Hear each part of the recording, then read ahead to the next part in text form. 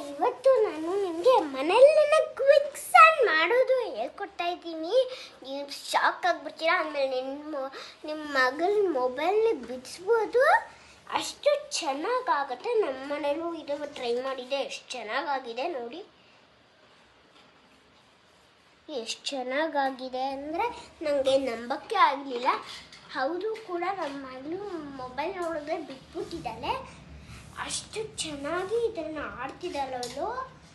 ಅದರಿಂದ ಹೆಂಗೆ ಮಾಡೋದು ಅಂತ ನಿಮಗೆ ಈಗ ತಿಳಿಸ್ಕೊಡ್ತೀನಿ. ಫಸ್ಟು ಒಂದು ಪ್ಲೇಟಿಗೆ ನೀರು ಹಾಕ್ಕೊಂಡು ಇನ್ನೆಲ್ಲ ಥಿಂಗ್ಸ್ ರೆಡಿ ಮಾಡ್ಕೊಂಡು, ಅಂದರೆ ಪಕ್ಕ ಒಂದು ಅರಿಶಿನ ಕುಂಕುಮ ಎರಡು ಮಿಕ್ಸ್ ಮಾಡಿಕೊಂಡು ಸ್ವಲ್ಪ ಅಕ್ಕಿ ಹಾಕ್ಬಿಟ್ಟು ಅದಕ್ಕೂ ಸ್ವಲ್ಪ ನೀರು ಹಾಕ್ಬಿಟ್ಟು ಅಡಕೆ ಹಾಕ್ಬಿಟ್ಟು ಅದನ್ನು ತೆಗೆದುಬಿಟ್ಟು ಅದಕ್ಕೆ ನಾವು ಆಮೇಲೆ ಅದು ಈಗ ರೆಡ್ ಮಾಡಿರ್ತೀವಿ, ರೆಡ್ ಆಗುತ್ತಲ್ವ. ಈಗ ನಾವು ಮಾಡಿರೋ ಅರಿಶಿನ ಕುಂಕುಮ ಪೌಡ್ರಿಗೆ ರೆಡ್ ಆಗಿರುತ್ತಲ್ವ, ಅದನ್ನು ಬಿಡೋಣ.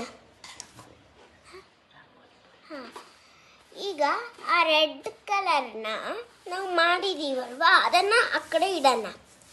ಈಗ ನಾವು ಇಲ್ಲಿ ನೋಡಿ, ಆ ರೆಡ್ ಮಿಕ್ಸ್ಚರ್ನ ಆ ಕಡೆ ಇಟ್ಬಿಟ್ಟು ಈಗ ಏನು ಮಾಡ್ಬೇಕಂತ ನೋಡೋಣ.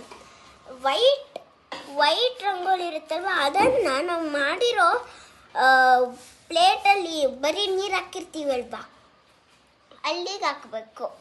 ಇಲ್ಲಿ ನೋಡಿ, ನಾವು ಬರೀ ನೀರು ಹಾಕಿರ್ತೀರಲ್ವ ಒಂದು ಪ್ಲೇಟಿಗೆ, ಅಲ್ಲಿಗೆ ನಾವು ವೈಟ್ ರಂಗೋಲಿ ಹಾಕ್ಬಿಟ್ಟು ಆಮೇಲೆ ರೆಡ್ ರಂಗೋಲಿ ಹಾಕ್ಬಿಟ್ಟು ಆಮೇಲೆ ನಾವು ಅರಿಶಿನ ಕುಂಕುಮ ಮಾಡಿಬಿಟ್ಟು ಒಂದು ಮಿಕ್ಸ್ ಮಾಡಿರ್ತೀರಲ್ವ, ಅದನ್ನು ಹಾಕ್ಬಿಟ್ಟು ಮಿಕ್ಸ್ ಮಾಡಿ ಒಳಗೆ ಅದು ಇರತ್ತಲ್ವ ಈ ಥರ ಪೌಡ್ರು, ಅದನ್ನು ತೆಕ್ಕೊಂಡ್ಬಿಟ್ಟು ಒಂದು ಬಾಕ್ಸಲ್ಲಿ ಹಾಕ್ಬಿಟ್ಟು ಅಲ್ಲಿ ಸೋಸಬೇಕು. ನೀರು ಸ್ವಲ್ಪ ಇರುತ್ತಲ್ವಾ, ಆ ನೀರನ್ನು ಸೋಸ್ಬಿಟ್ಟು ಆಮೇಲೆ ನೀರನ್ನು ಸೋಸ್ಬಿಟ್ಟು ಒಂದು ಲೋಟಕ್ಕೆ ಹಾಕ್ಕೊಂಡು ಒಂದು ಸ್ಪೂನಿಂದ 1 hour 2 hour 3 hour 4 hour 5 hour 6 hour 7 hour 8 hour 9 hour 10 hour ಹಿಂಗೆ ಅವರ್ಸ್ ಮಾಡ್ತಾ 100 hourಕ್ಕಿಂತ ಮೇಲೆ ಹಿಂಗೆ ಮಿಕ್ಸ್ ಮಾಡ್ತಾ ಇದ್ರೆ ಐಸ್ ಕ್ರೀಮ್ ಥರ ಕಾಣಿಸುತ್ತೆ.